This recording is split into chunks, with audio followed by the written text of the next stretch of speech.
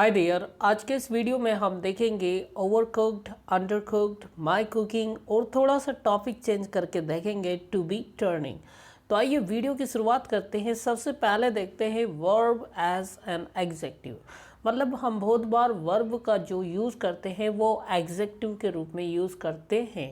एक छोटे से एग्जाम्पल से हम समझते हैं।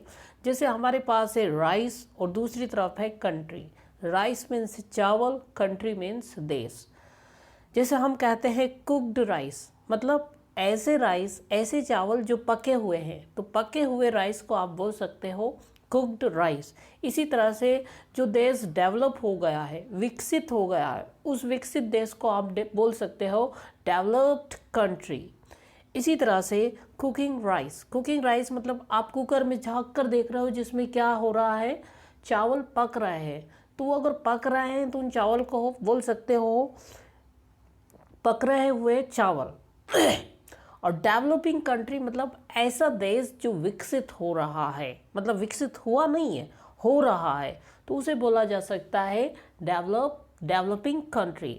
Like India. इंडिया क्या है? Developing country. अब सबसे इंटरेस्टिंग बात यहाँ पे है कि जो कुक्ड और कुकिंग, डेवलप्ड और डेवलपिंग, ये अगर देखा जाए तो वर्ब जैसे लगते हैं। जैसे डेवलप्ड ये है पास्ट पार्टिसिपल, डेवलपिंग यह है प्रेजेंट पार्टिसिपल।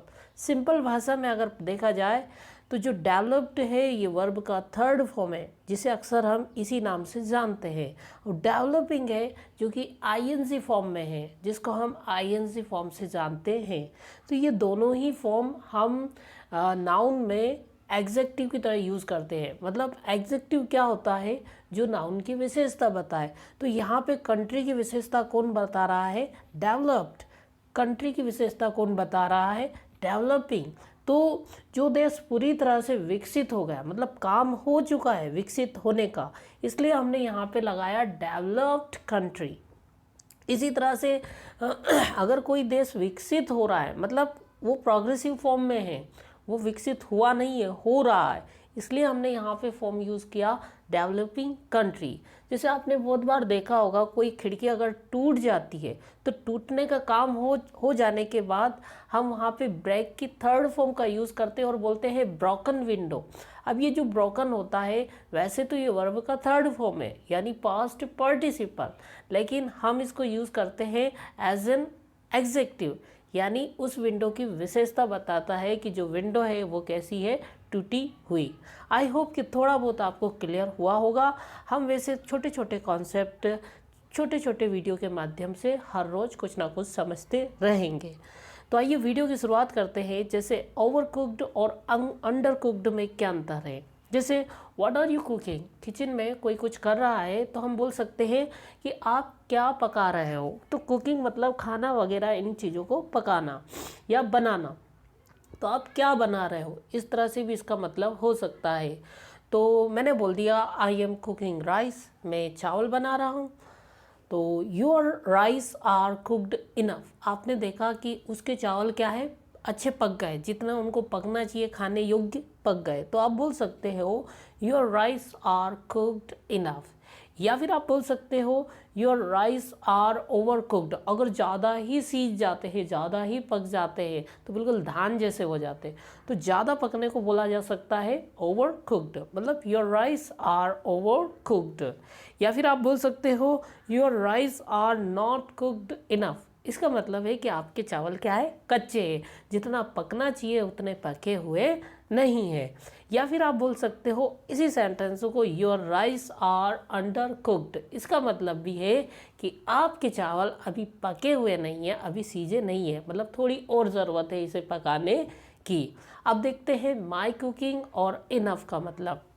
जैसे डोंट ईट माई कुकिंग। अब माई कुकिंग क्या है? जो चीज़ आपने बनाई है उसी को आप बोल सकते हो माई कुकिंग। फिर वो कुछ भी हो सकता है, खाना हो सकता है, चावल हो सकता है, whatever. Your noodles are overcooked. मान लो किसी ने नूडल्स बनाया और वो ज़्यादा ही सीज गए, ज़्यादा ही पक गए, तो आप बोल सकते हो कि यार आपके नूडल बहुत ज़्यादा पक गए हैं। तो your noodles are overcooked. It's very undercooked in the inside. अगर कोई चीज़ होती है ना, बाहर से तो पक जाती है लेकिन अंदर से वो ज़्यादा ही पक जाती है या कम पकती है। तो अगर कम पकती है तो आप बोल सकते हो it is very undercooked in the inside। और your rice are not cooked enough. इसका मतलब अभी देखा था हमने कि आपके चावल पूरी तरह से पके नहीं है। Your rice are undercooked, इसी सेंटेंस को हमने बोला your rice are undercooked, मतलब आपके चावल पूरी तरह से पके हुए नहीं है। तो ये इनफ किस चीज़ को शो करता है? किसी चीज़ की जितनी हमें ज़रूरत होती है उस चीज़ को।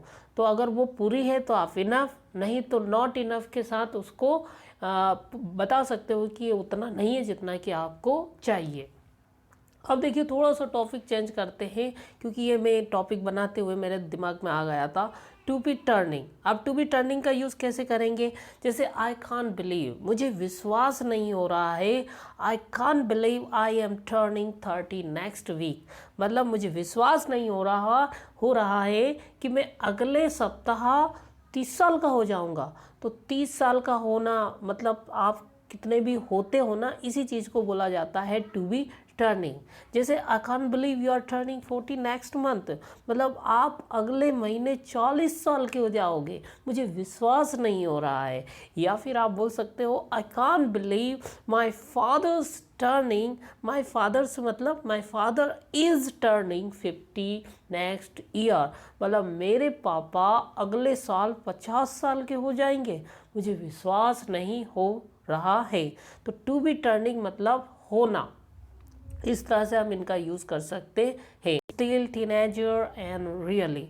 जैसे age is just a number, मतलब ये सेंटेंस आपको कब बोलना है? जब किसी की तारीफ़ करना हो आपको, या किसी को मतलब एक सांत्वना क्या बोलते हैं हिंदी में बोलते हैं, वैसे अगर किसी को तसल्ली देना हो।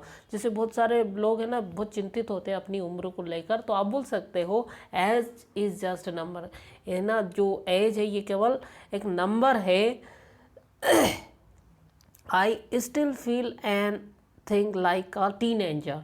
मैं अभी भी ऐसा फील करता हूँ। I still feel and think, ऐसा फील करता हूँ, ऐसा सोचता हूँ कि मैं बिल्कुल एक टीनेजर हूँ। टीनेजर क्या होता है? मतलब 13 और 19 साल के बीच का जो व्यक्ति होता है, लड़का या लड़की, उसी को आप बोल सकते हैं टीनेजर। और आपने हमेशा काउंटिंग में ध्यान दिया होगा, जैसे 11, 12 और 13, 14, 15, इन सब में टिन आता है। कब तक आएगा? 19 तक, मतलब 13 से लेकर 19 सब में टीन आएगा। आप अगर इसको स्पेलिंग में लिखोगे तो इसका सीधा सा मतलब है 13 से 19 साल का लड़का या लड़की, उसको आप बोल सकते हो टीनेजर। तो मुझे कैसा फील लगता है और कैसा सोचता हूँ मैं? एक 13 से 19 साल के बीच का, यानी किशोरा अवस्था। या फिर हम बोल सकते हैं you really look younger every time I see you, मतलब मैं जितनी बार भी आपको देखता हूँ ना, मुझे तो आप जवान दिखाई देते हो। तो इस तरह से आप किसी को तसल्ली दे सकते हो, किसी की तारीफ़ कर सकते हो। आई होप कि इस वीडियो से आपको बहुत कुछ सीखने को मिला होगा। अगर ये वीडियो अच्छा लगा हो तो लाइक ज़रूर कीजिएगा, नहीं लगा हो तो कमेंट कीजिएगा, और लीज क्लासेस के साथ बने रहने के लिए सब्सक्राइब और बेल आइकन को ज़रूर हिट कीजिएगा। Thanks for watching and see you next time.